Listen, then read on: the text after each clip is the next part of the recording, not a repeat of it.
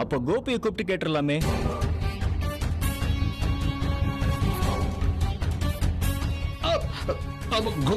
கோபி ஊர்லயே இல்ல முதலாளி. அவனை நான் ஒரு வேலையா சேலத்துக்கு அனுப்பி இருக்கிறேன். முதலாளி போய் சொல்றாரு சார். அவர் இங்கதான் இருந்தாரு. இவரு தான் அனுப்பி வச்சாரு.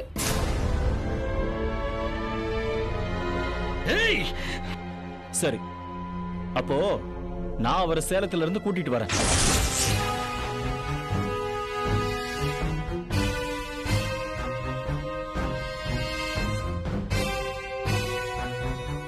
தம்பி வேண்டாம்ப்பா. போன மரியாதை போனதாவே இருக்கட்டும். அதை எதுக்குப்பா கூறு போட்டு பாக்கணும்? அம்மா, கோபி கூட தான் இருந்தாருன்னு சொல்லி உங்க பொண்ணு சொல்றாங்க. ஆனா சேலம் போயிட்டாருன்னு சொல்லி மாமா சொல்றாரு. எது உண்மைன்னு விசாரிக்காம எதுக்கு தீர்ப்பு எழுதணும்?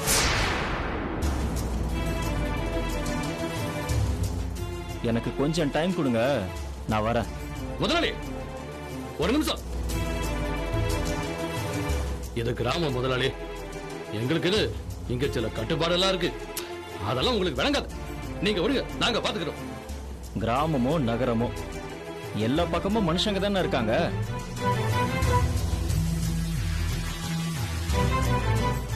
கிராமம்னா எல்லாரும் கட்டுப்பாடோட இருப்பாங்க.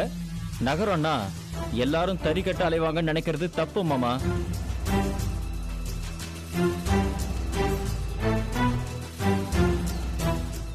ஒரு பையனும் பொண்ணும் தனியா சந்திச்சு பேசினா அது தப்பான நோக்கத்துல தான் நினைக்கிறது தப்பு மாமா.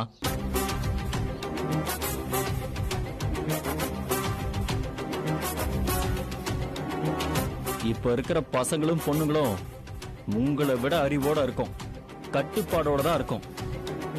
எல்லை மீறாம எது வரைக்கும் பழகலாங்கிறது எங்களுக்கு நல்லாவே தெரியும். என்ன பிரச்சனைனா, ஒழுக்கம்னா என்னங்கிறதுக்கு நீங்க வச்சிருக்கிற சட்ட திட்டம் வேற, நாங்க வச்சிருக்கிற சட்ட திட்டம் வேற.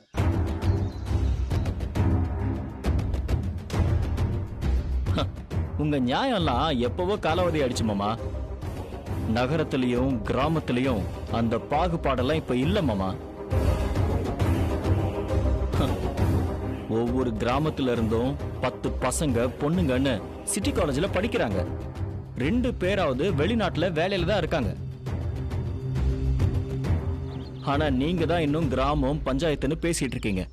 காலம் எப்பவோ மாறி போயிடுச்சு மாமா. அதுக்கேத்த மாதிரி நீங்க தான் மாறணும். தம்பி, இங்க இப்படிதான் இருக்கணும், இப்படிதான் இருக்கும். சின்ன முதலாளி, அது என்னவோ அதெல்லாம் எனக்கு தெரியாது முதலாளி. இங்க நாங்க எல்லாரும் கூடி இருக்கிறது இவன் தப்பு பண்ணிட்டான்னு விசாரிக்கிறதுக்காக தான். அதை விட்டு போட்டு நீங்க என்னவோ எனக்கு பாடம் நடத்திட்டு இருக்கீங்க. எல்லாம் சரிப்பட்டு வராது முதலாளி. நாங்க பாத்துக்கிறோம்னு சொல்றோம்ல. நீங்க விடுங்க, போய் நீங்க உங்க வேலையை பாருங்க. மாமா, இவங்க ஒரு பையனோட பேசிட்டு இருந்தாங்க. தப்பு பண்ணிட்டாங்க நீங்க சொல்றீங்கல்ல, அது தப்பே இல்லைன்னு தான் நான் சொல்லிட்டு இருக்கேன் மாமா.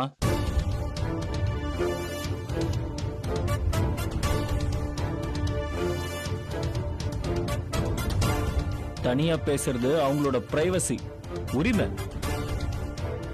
பார்க்கு, ஹோட்டல், தியேட்டர்னு இந்த மாதிரி பையனும் பொண்ணும் பேசுறதுக்கு சிட்டில நிறைய இடங்கள் இருக்கு. ஆனா கிராமத்துல தோட்டம், ஏரிக்கரை, பம்பு செட்டு தானே இருக்கு.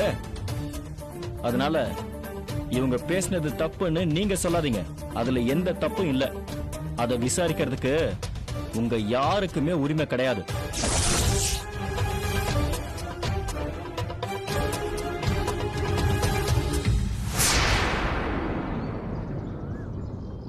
இவங்களோட பேசிட்டு இருந்தது நம்ம கோபியா இல்லையான்னு இப்போ இங்க விசாரிக்கணும்.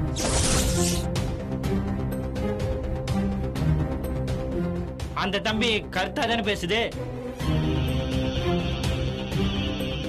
பையனை வச்சு தானே விசாரிக்கணும். கேட்டீங்கல்ல, நான் போய் அவரை கூட்டிட்டு வரேன்.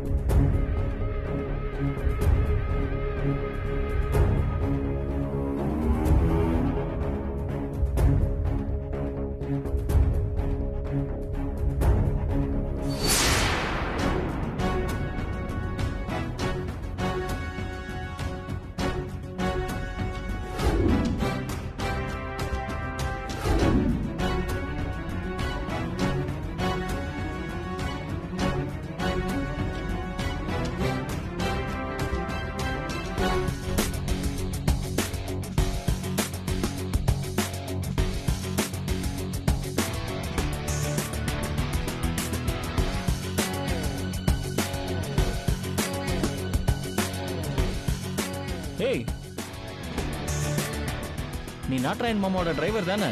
ஆமாங்க. இங்க என்ன பண்ணிட்டு இருக்க? ஏய், கோபி நில்லுங்க. வேண்டாம் முதலாளி, வேண்டாம். சொன்னா கேளுங்க, இது வேற மாதிரி பிரச்சனை. நீங்க வெளியூர் ஆளு, போயிடுங்க. இங்க பாரு, ஒழுங்கு மரியாதையா சொல்றேன், கோபி அவுத்து விடு. ஐயா வர வரைக்கும் விடக்கூடாதுன்னு சொல்லியிருக்காரு. இப்ப நாங்க விட்டோம்னா எங்களுக்கு தான் பிரச்சனை. நீங்க போயிடுங்க. இங்க பாரு, மாமா கிட்ட நான் பேசிக்கிறேன், முதல்ல கோபி அவுத்து விடு. சொன்னா கேளுங்க, நாங்க 3 பேர் இருக்கோம். பேசாம போயிடுங்க, அடி தாங்க மாட்டீங்க. ஏய்,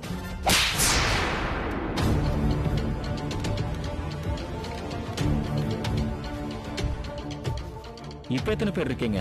நான் மட்டும்தான் இருக்கேன். ம். அடுத்த அடிக்கு நீயும் இருக்க மாட்ட. மரியாதையா ஓடிடு.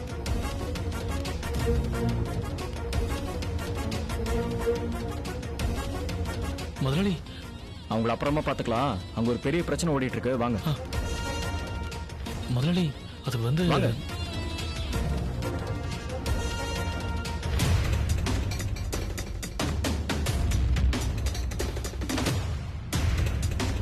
அம்மா,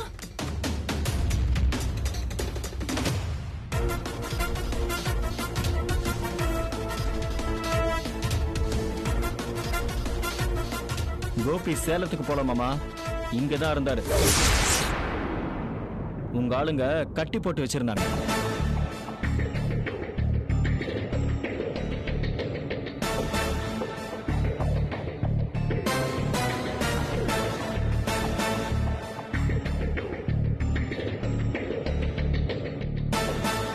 முதலாளி, ஊரே உங்களை பெரிய மனுஷன்னு நம்பிட்டு இருக்கோமே. நாட்ராய முதலாளி சொல்லிட்டா யாருமே மறுபேச்சு பேசினதில்ல. உங்க பையன் ஊர்லயே இல்லைன்னு சொல்லி சாதிச்சிட்டீங்களே முதலாளி. ஏய், கோமதி, வார்த்தையில நிதானம் இருக்கட்டும். இப்ப நீ என்ன சொல்ல வர? நான் போய் சொல்லிட்டேங்கிறியா? நீங்க சொல்றது உண்மையா இருந்தா சேலத்துக்கு போன உங்க மகன் எப்படி முதலாளி இங்க வந்தாரு? மயிலு, நீ கொஞ்சம் அமைதியா இரு. எல்லாரும் கொஞ்சம் அமைதியா இருங்க. யார் சொல்றது உண்மை பொய்ங்கிறது இப்ப முக்கியம் கிடையாது. என்ன நடக்கணுங்கிறது தான் முக்கியம்.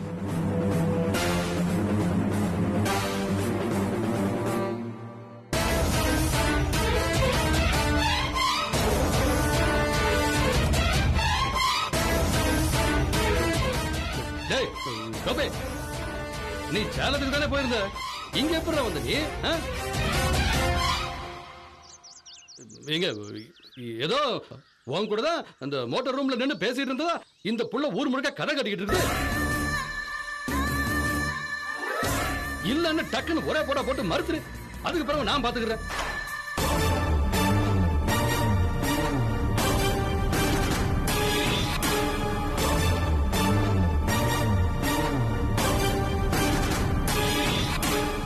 சொல்லுங்க கோபி, பம்பு செட் ரூம்குள்ள மலரோட பேசிட்டு இருந்தது நீங்க தானே?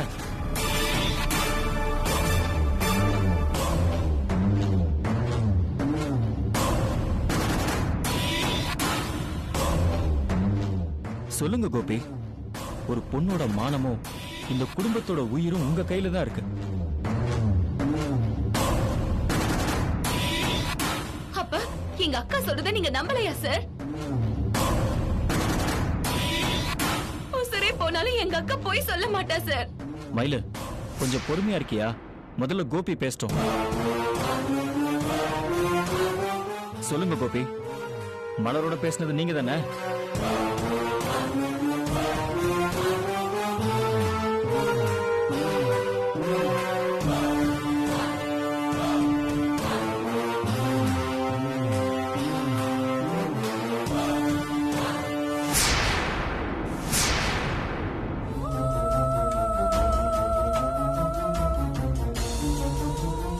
உண்மைதான் முதலாளி, நான் தான் பேசிட்டு இருந்தேன்.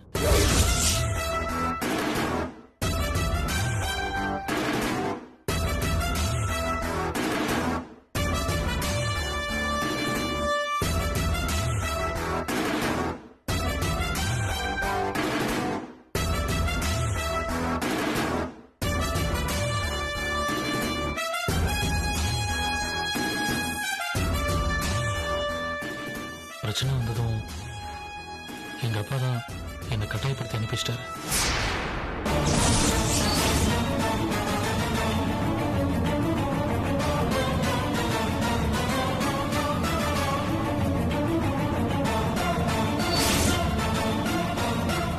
அடப்பாவி, பெரிய மனுஷன் நினைச்சோம், இப்படி பண்ணிட்டாரே. பெரிய மனுஷங்கன்னா இப்படிதான் பண்ணுவாங்க. என்ன மாமா தலை கவுந்துட்டீங்க? ஊருக்கெல்லாம் கட்டுப்பாடு நியாயம்னு சொல்லிட்டு சொந்த பிரச்சனையில பொய் சொல்றது பெரிய மனுஷன் செய்யற வேலையில மாமா.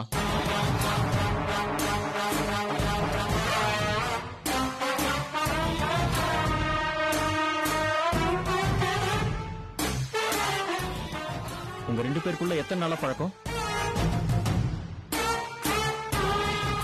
நீங்க எந்த நோக்கத்தோட மலரோட பழகுனீங்க? 2 வருஷத்துக்கு மேல பழகிட்டு இருக்கோம். மலரை கல்யாணம் பண்ணிக்குவேன்னு நான் சத்தியம் பண்ணியிருக்கேன்.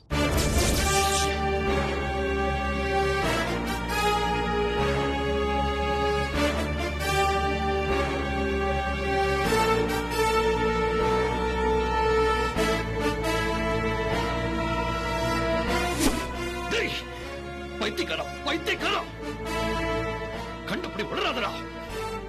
நம்ம அந்தஸ்து என்ன, நம்ம தராதரம் என்ன? போயும் போயும் இந்த குடும்பத்தோட நிலைமை என்னடா? கொஞ்சமாவது யோசிச்சு பாத்தியாடா? இது கூலிக்கார குடும்பம்டா. இந்த வீட்டு இவ்வளியாட கல்யாணம் பண்ண சத்தியம் பண்ண. இதுக்கு மேல நீ ஒரு வார்த்தை பேசாத. எதுவா இருந்தாலும் நான் பேசிக்கிறேன். நீ வாய முடிக்கிட்டு சும்மா கிட.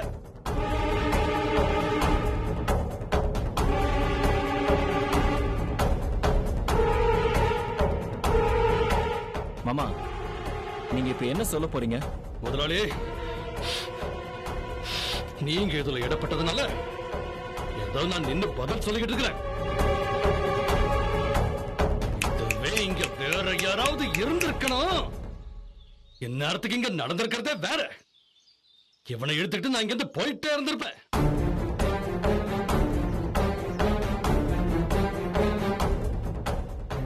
நீங்க என் மேல வச்சிருக்கிற மரியாதைக்கு ரொம்ப நன்றி மாமா. சரி, அதை விடுங்க.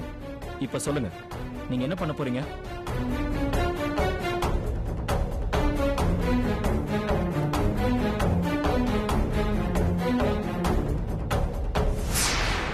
ஏன் முதலாளி, ஒருவேளை நம்ம வீட்டு ஆடோ மாடோ அடுத்தவன் தோட்டத்துக்குள்ள போய் மேய்ஞ்சிட்டா நாம என்ன செய்வோம்?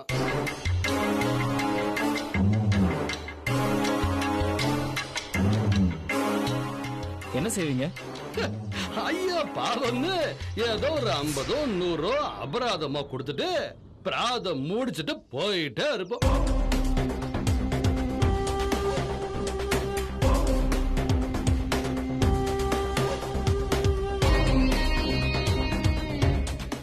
இதுவும் அதே மாதிரிதான்.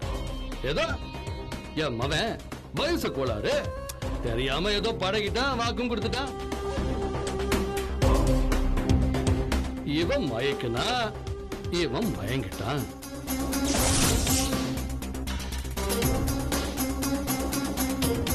இருந்தாலும் ஒத்துக்கிற கஷ்டப்படுற குடும்பம்னா அந்த ஒரு பரிதாபத்துக்காக ஏதோ கேட்கிற ஒரு தொகையை நஷ்ட ஈடா கொடுத்துட்டு அடுத்த வேலையை பார்த்துட்டு போயிட்டே இருப்போம்.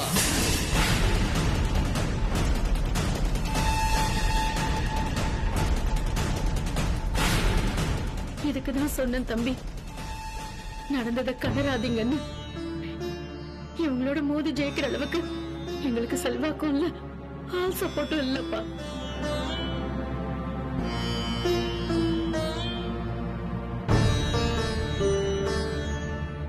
ஆயிரம் சொன்னாலும் என் மக பண்ணது தப்புதான்.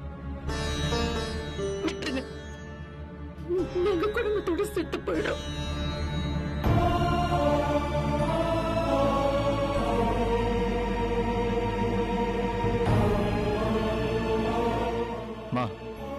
செல்வாக்கு இல்லாதவங்க எல்லாரும் செத்து போகணும்னா இந்த உலகத்துல நியாயமும் தர்மமும் செத்து போயிடும்.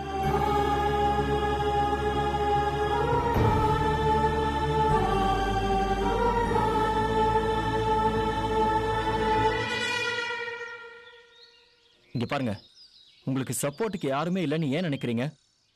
நான் இருக்கேம்மா உங்களுக்கு.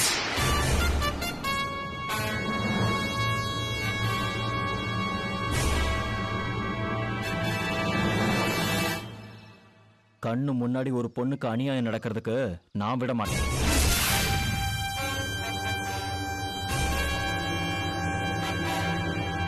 தம்பி, அம்மா நீங்க எதுக்குமா? முதலாளி யோசிச்சு பேசுங்க. நான் உங்க குடும்பத்தோட சம்பந்தம் பண்ணவன். இது ச்சே, தரங்கட்ட குடும்பம். இவங்களுக்கு போய் சப்போர்ட் பண்றீங்க? தப்பு மாமா. உங்க பையன் அந்த பொண்ணோட பழகினதுக்காக நஷ்டஈடு கொடுக்கறேன்னு சொன்ன நீங்க எல்லாம் தராதரத்தை பத்தி பேசக்கூடாது. முதலாளி ஆமா, நான் முதலாளி தான். உங்க முதலாளி தான் சொல்றேன். மலருக்கும் கோபிக்கும் கல்யாணம் நடக்கணும், அதுவும் அடுத்த முகூர்த்தத்திலேயே.